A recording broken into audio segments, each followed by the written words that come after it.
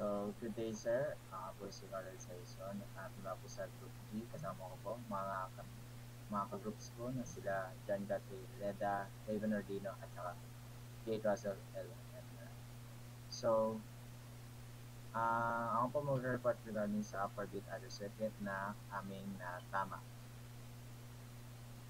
Dun sa ilaw. So, paano namin nakuha yun? So, move tayo sa next page.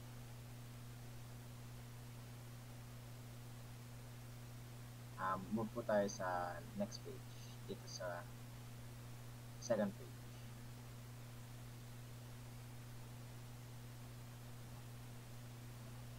See dito, kung i-zoom natin, sa 7483 is meron siya mga respective na mga switches na usan siya na-connect.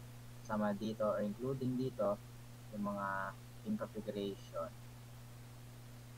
Yung mga pin configuration. So apologies kung malabo, pero yan nga, yung pin configuration with their respective na switches. Ito nga sila A4, na sila pin configuration 1, ito sila A3, hindi lang masyado mabasa, pero with their respective na pin configuration ayon dun sa mga data sheets. At saka dito, makita natin, base dun sa ginawang diagram na Arduino, that yung C input natin is naka-ground lang siya. So, mag-enable siya na para yung ating adder is full on adder lang dahil naka-ground lang ito.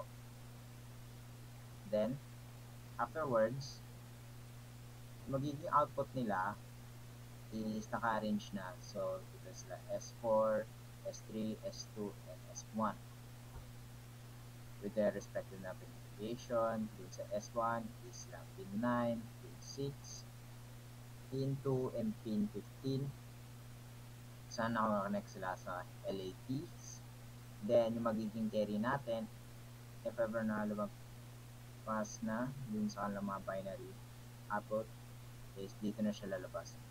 Ito, kay C4. Tulad doon nga sa example na 1111 plus dun sa 1111 plus 0001. Ang magiging output niya is 10000 kung saan ito si C4 or carry out.